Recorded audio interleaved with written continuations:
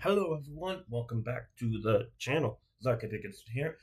I welcome you all to a wonderful video. I hope it's been a wonderful and blessed week. We are halfway through, even if it hasn't been a wonderful week. I welcome you all to another video in the month of May, which is also Star Wars month for some people. So I'm going to be doing a good bit of Star Wars this month. And so we're going to be continuing that trend with ranking every single Star Wars show, with a few exceptions. Droids and Ewoks I've only recently heard of. Skeleton Crew I have yet to watch. And any Tales show, Tales of Empire, Tales of Underworld, Tales of Jedi, not included. Each episode is 10 to 15 minutes. There's only 6 of them for each. There's no way to quantify any of them, and they're literally so far range of like good, bad, great, even to just put them in one. So that's the whole thing. We have 11 shows to get through today. This will probably be a short one unless I start yapping for a bit too much. But, anyways, let's get on into the ranking. I know this will piss people off.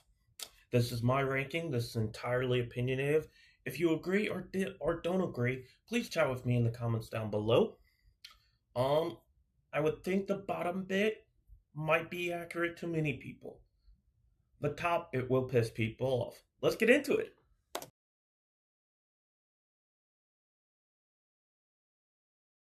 Alright, coming in dead last, number 11 out of 11 is The Acolyte. Why is this down here? Well, for many things. Many things. This isn't going off of canon lore or Legends lore. It's just going off of basic lore.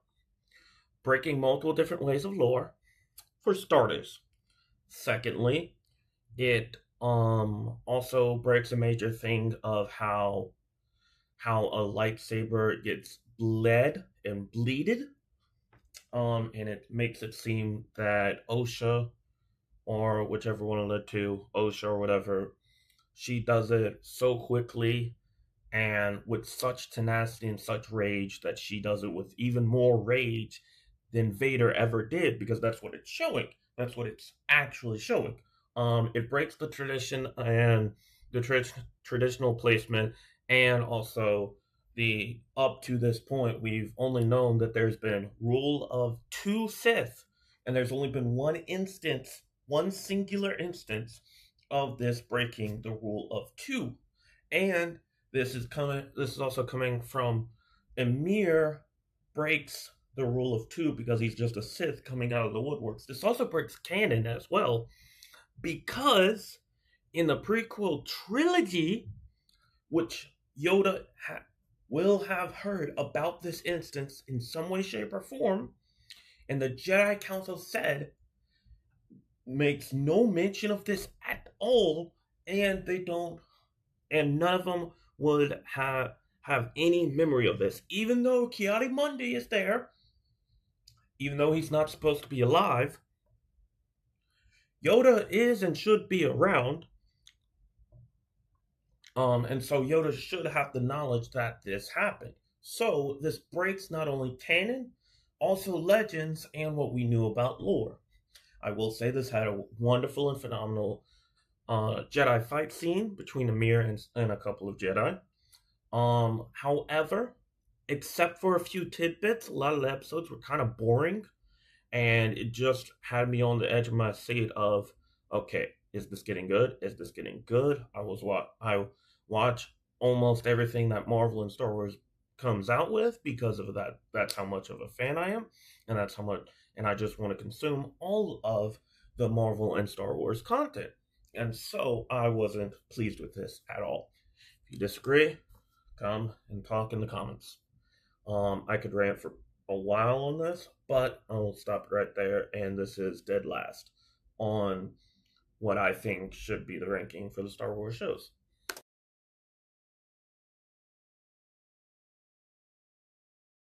All right, so number 10, The Book of Boba Fett. It doesn't break any canon or anything unlike that. Like, it's just bad. Poorly written.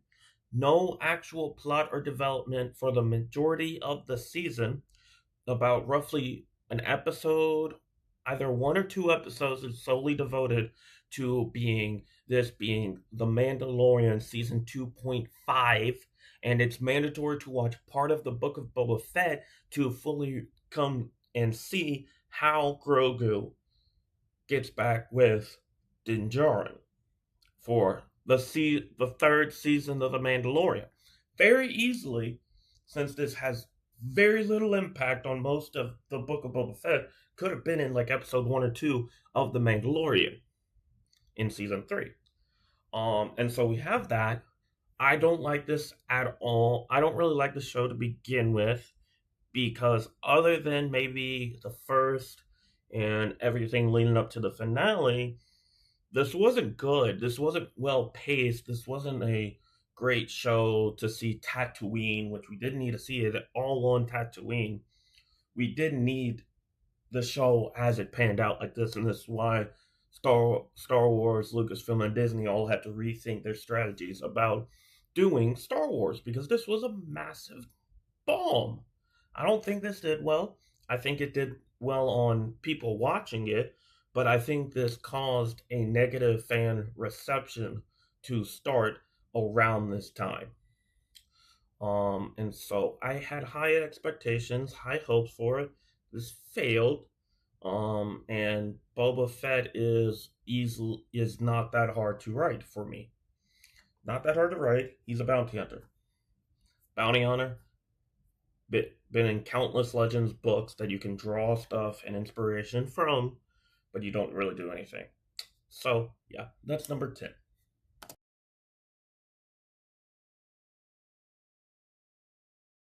Okay, so coming in at number 9 is Star Wars Resistance. Now, not too many people may have heard about this because it came out in the late 2010s before Disney Plus. It actually ended, I believe, it went around 2017 to 2018, and it premiered directly after Rebels. So they were trying to put this and jump on the hype of Rebels because this premiered on the same exact channel as Rebels, which was Disney XD, or whichever Disney channel you want to say it premiered on.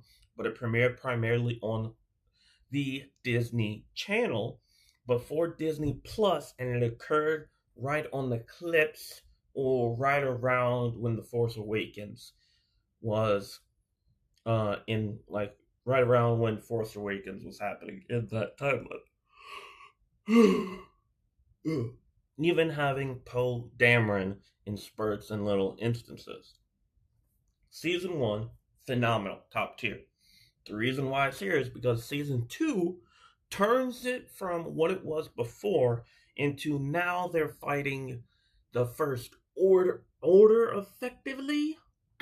And well, when you go from basically most of the season racing to the big climax and rightful conclusion that they're now basically going against the First Order, but then you flip it to season 2, now they're going against the First Order, you've kind of, at this point, flipped it on its head of what the actual meaning and purpose of the show is. And so season 2 is mostly why it's down here this low, but also it's just not as good fundamentally as the rest. If it had kept season 2 at the level of where season 1 was, while the constant and big changes were happening, it would be higher. But it's just not as good, plain and simple. So that was number 9, Star Wars Resistance.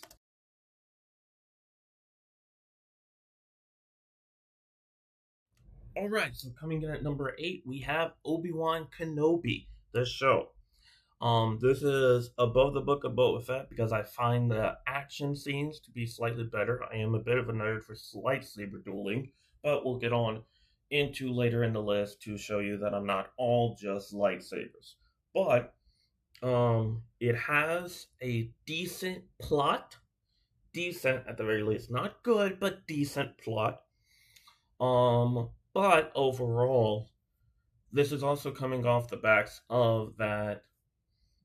Originally, this was going to be a trilogy, but after Rogue One and Solo didn't pan out, this ended up being only coming in nearly a decade after the original trilogy of Kenobi films was going to come. The writing wasn't as on par as it could have been.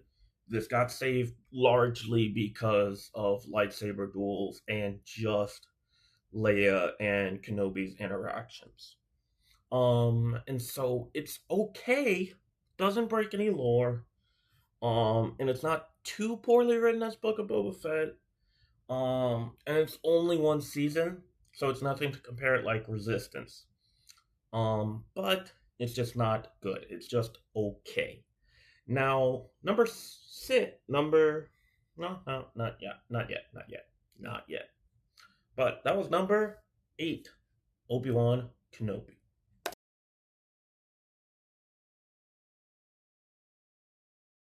All right. So coming in at number 7 is The Bad Batch, which had 3 seasons and 16 episodes each. One big reason is, just like the Book of Boba Fett and some other shows as well, this suffered heavily from having a lot of filler episodes. A ton of them. A holy ton of them.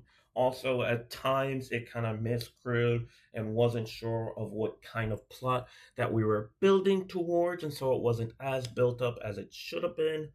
Um, I'm satisfied with the ending overall. I want to make that perfectly clear. I'm satisfied with the ending. I think the pacing could have been better. I think the plot and the way it could have gone could have been a lot better. Overall, the story is good. It's not as good as Rebels or Andor or the Clone Wars or any of the other ones. It's not as mysterious. And we're kind of kept in this bubble of just a few years, except for the time skip at the end of the show. And so overall, it was good, not great.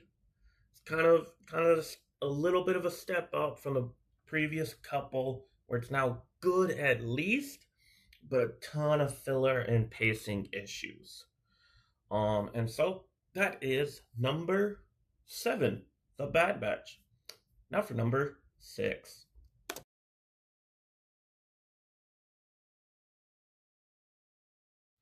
All right, so number 6 is Ahsoka. This may be a hot take to put it this low, or even just this high. As well, do like this show, and I think mostly what saved it is the last 2 episodes of the whole season. Personally, for me, this would be easily top 3 to top 5. Hopefully, season 2 is better if we didn't wait 6, or if we didn't take our slow, methodical pacing. I think the most of the first 3/4 of the show being paced slow, so deliberately slow, is a very prominent issue because we could have gotten a lot more runway out of the last couple episodes and done more with interactions between Ezra, Elsbeth, Thrawn, Ahsoka, the other Dathomir and witches, Sabine, possibly even the cliffhanger at the end of the season could have been like halfway into episode 8, and we get a little bit more interaction with those stuck in Peridia and those not stuck in Peridia, and a little bit more steps forward. Or we could have gotten more Ezra at interaction and philosophy with him, because he's now very much on the level of those very spiritually wise, like Kanan, Yoda, Obi-Wan, and various other Jedi figures. All this to say, I love how the show ended. I don't like how we got to episode 7 so slowly, because we were taking our slow and deliberate time to get to the 2 best shows of this sequel to Rebels. This is literally a sequel to Rebels, where we're finally getting to see more of the 2 best characters, Grand Admiral Thrawn and Ezra Bridger, interchangeably of which one's the best.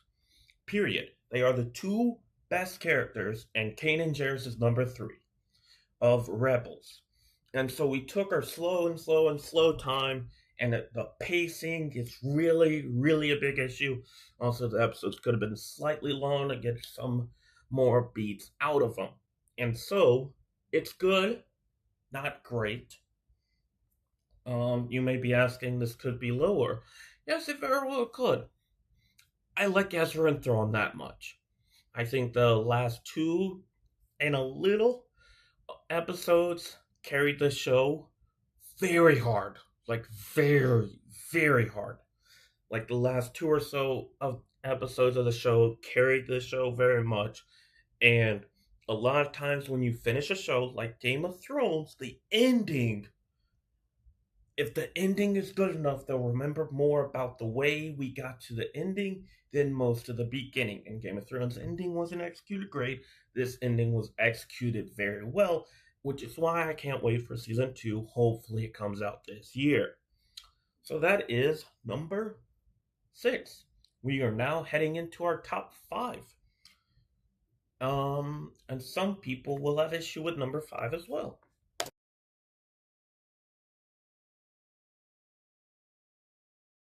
All right, so as we head into our top five, so number five, Maul Shadow Lord. Okay, so this is great animation, great storytelling, wonderful top tier plot, great pacing. Why is it so? Why is it only at number five? People will get issue with it because everyone's been raving about it and how much they prefer animation over live action. I think we just had poor writing in live action recently. We can have both live action and animation in Star Wars. Animation just seems to be easier for them. However, Maul Shadow Lord, I think, with a few more seasons, yes, I said a few, because more than season two, even I think even at the end of season two, this will still only reach number three on my list. Overall, this is a wonderful show. I love the continuation of Maul. I love the fact that we introduced Devin and whether or not she'll become Talon. I love Dryden Voss and the fact that we have a ready-made storyline right for season two to kick off with heavy action, and then we'll have a slow in between. Whether or not that'll be the main point of season two, or if we'll have that for the beginning of season two, it's slowed down, and then we reach a new peak to get at the end of season two, and then a cliffhanger of a possible thing to start season three off. That's kind of what I'm thinking is kind of their plan. I'm not 100% sure exactly what happened with the Diodaki, the little green figure guy that was Devin's master. Perfect cinema. Vader being Vader, perfect. Maul, perfect character. Perfect telling. For reference, this is within about 3 years since the Empire has started, since Palpatine made the Empire. Why is that important? Well, that means Vader is fresh. That means that this is long before Ahsoka ever encounters the sixth brother, which is the one with the weird mask. That's around 5 to 10 years into the Empire. Additionally, this puts it to where Maul is nearing at or around the age of 40. Four, 40 years old in the Star Wars universe. Around the age of 40, has mechanical legs, and is the same old person that we know and love. I love this show. Wonderful animation. My only question is, can we keep the momentum from the back of how great season one is? And if we can, then it'll definitely become one of my top three favorites very quickly and very easily. That is number five, Maul Shadow Lord.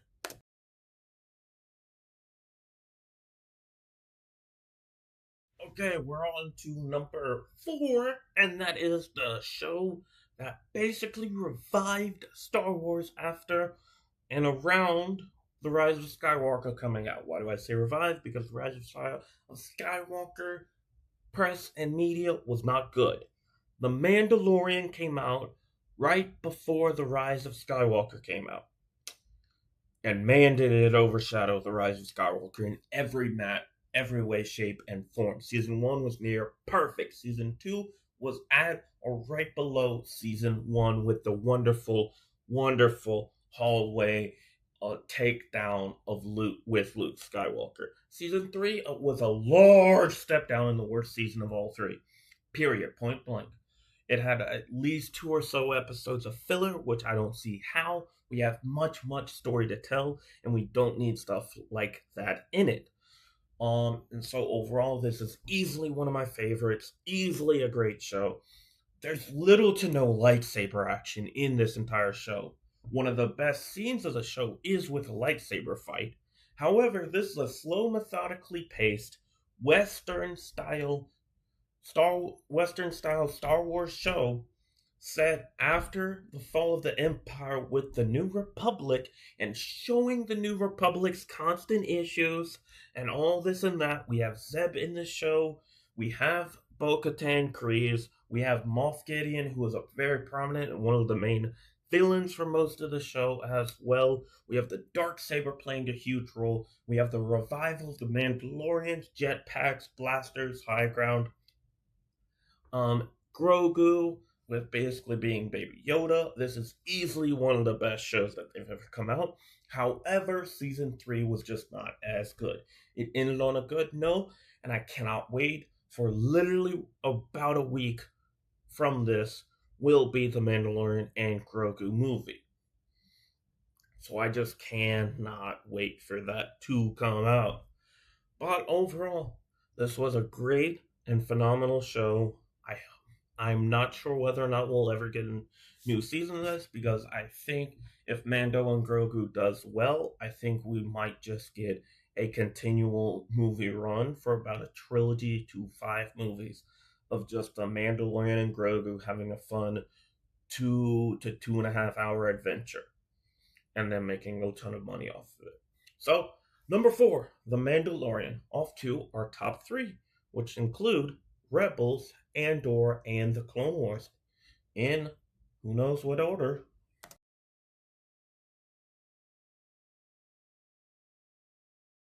Alright, so now we have the 7 season saga that only includes a 3-year time span throughout all 7 seasons, and yet it's some of the best things of Star Wars that they've ever put out. From the Umbara arc, from the Mortis arc, from the Jedi Temple bombing arc, from Kenobi faking his death, from many times facing Asajj, General Grievous, Count Dooku, pirates, bounty hunters, Boba Fett's continuing his story, the Separatists having a big old weapon, more development.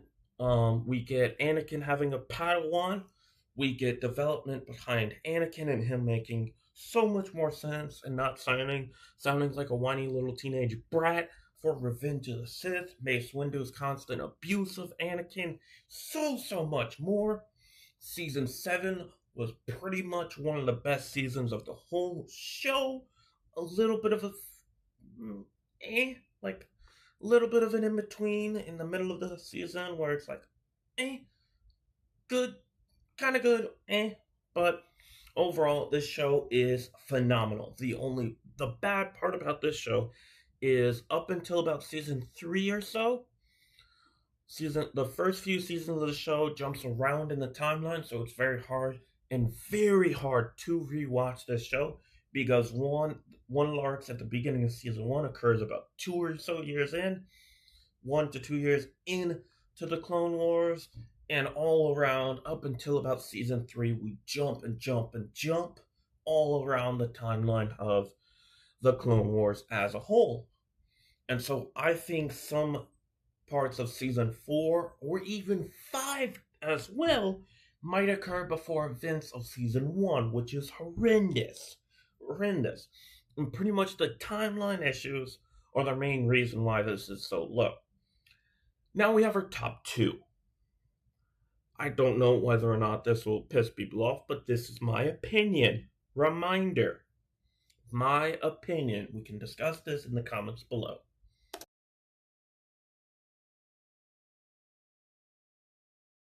Alright, coming in at number 2 on our penultimate spot on this list, we have Andor. Some people would say this is the best. Some people would have this above my number 1. Some people would have this below Maul. However, I am firm on this. In my top 5/top 3 of most genre specific things, I'm not putting a show which has only one season, unless it's a very long season, into my top 3 or top 5. You have to have consistent greatness.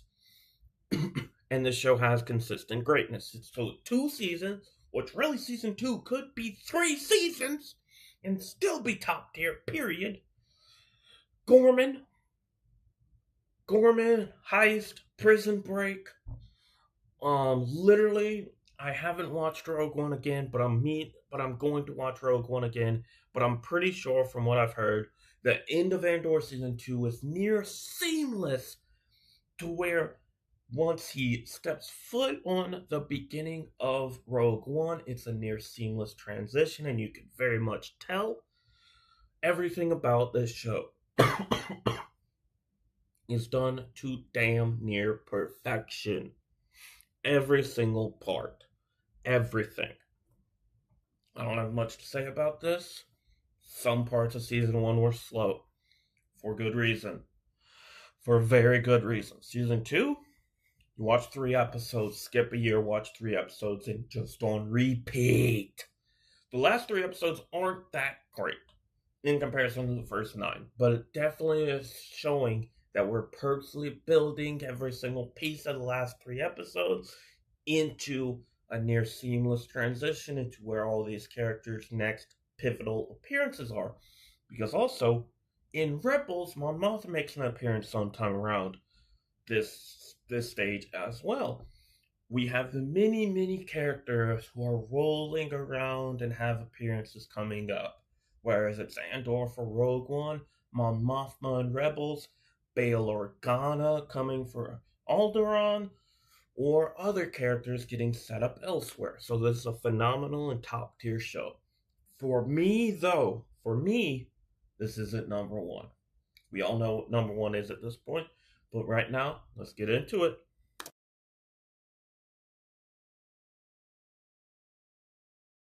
All right, number one, we have Star Wars Rebels. Season 1, Season 2, Season 3, Season 4.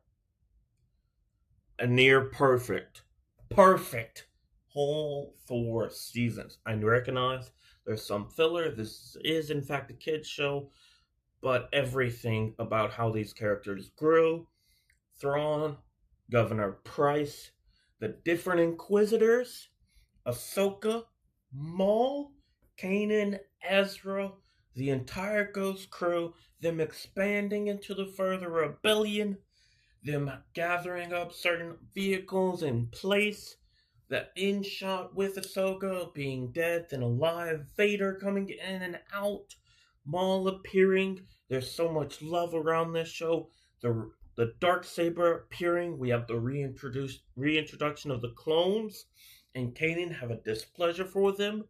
A Jedi learning how to fight and find inner peace while he's blind, which is a first for me. And I don't think we've ever seen that in Star Wars, go from seeing to blinded to, at the very last second of life, not blinded. It's a near perfect show. I recognize it has some flaws, but this is the show I grew up on. And so this is my favorite show, no doubt about it. This is going to stay my number one favorite Star Wars show for quite some time. The only show I think may eclipse it is Maul, after it's had around 3 to 4 plus seasons, if it keeps up with the great artwork and everything in between. But this is my favorite show. This is where many of my favorite characters have come from, both this Andor and the Clone Wars. So basically, so much of my favorite characters of Star Wars comes from my top 3, and that's no joke. Period. So, I think so that is all 11 shows, with the best being Star Wars Rebels. Okay, so this video ended up being a bit longer than I anticipated, but it's with very much love, and I loved all the yapping. If you agree with me in the comments, or even if you don't agree with me, please comment below. I always enjoy talking with you, whether you make good points or not. I love arguing and having fun and good and healthy conversation in the comments below. Don't be too rude. We're all still humans as well. So I thank you all for watching. I thank you all for the support. Um, like the video, subscribe, become our 15th subscriber. We're now at 14. We've gotten 2 in the past couple of days. Let's keep it going and let's get to 15 and then even further beyond that. Hope you all continue to have a wonderful and blessed week. And I thank you all for watching. Goodbye. See you in the next one, and God bless you all.